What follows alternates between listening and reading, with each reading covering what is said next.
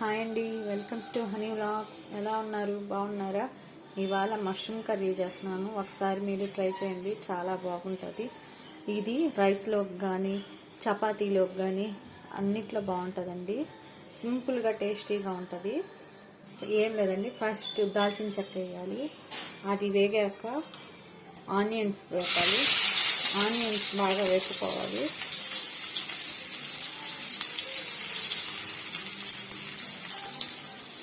Mushrooms నేను ముందే clean చేసుకున్నానండి. క్లీన్ చేసుకొని పైన పొక్కు ఉంటుంది కదా, అది స్కిన్ తీసేసి వాష్ చేసి పక్కన పెట్టుకున్నాను.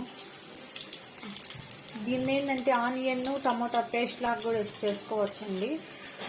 నేను ఫస్ట్ ఇప్పుడు ఏంటంటే సన్నగా కట్ చేసేసేసాను. ఆనియన్స్ మగ్గనివ్వాలి బాగా. ఆనియన్ బాగా వేగిందండి. ఇప్పుడు టమోటాస్ వేయాలి. టమాటోస్ కూడా బాగా మెత్తగా వాచుకోవాలి. బాగా మెత్తగా అయితేనే గ్రేవీ బాగా తిక్కగా బాగుంటుందండి.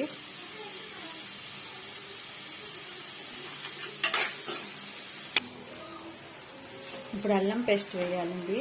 1 స్పూన్ అల్లం పేస్ట్ వేయాలి, సరిపోద్ది. 1 స్పూన్ అల్లం పేస్ట్.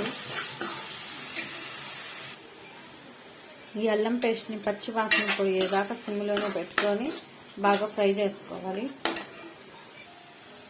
ఇప్పుడు కొంచెం ఉప్పు, పసుపు, కారం వేయాలండి. అల్లం పేస్ట్ కూడా బాగా ఫ్రై అయ్యింది. ఆల్మోస్ట్ ఫ్రై అయిపోయిందండి. ఇప్పుడు ఉప్పు, పసుపు, కారం వేసి బాగా కలుపుకోవాలి. బాగా అంతా ఫ్రై అయిందండి. ఇప్పుడు మనం మష్రూమ్స్ వేసుకోవాలి. మేము 1 ప్యాకెటే తీసుకున్నాము. మష్రూమ్స్ వేసి బాగా కలుపుకోవాలి. 5 మినిట్స్ వాడనివ్వాలి.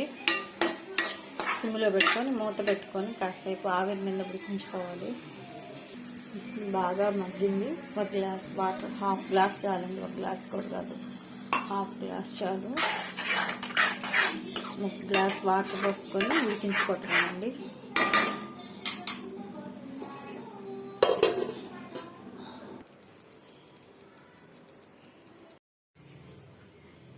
ఇదండి, అంతేనండి. మష్రూమ్ కర్రీ రెడీ అయిపోయింది. చాలా బాగుంటుంది. ఒకసారి ట్రై చేయండి.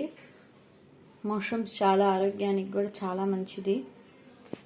ఈ వీడియో కనుక మీకు నచ్చినట్లయితే సబ్స్క్రైబ్ చేయండి. Thanks for watching.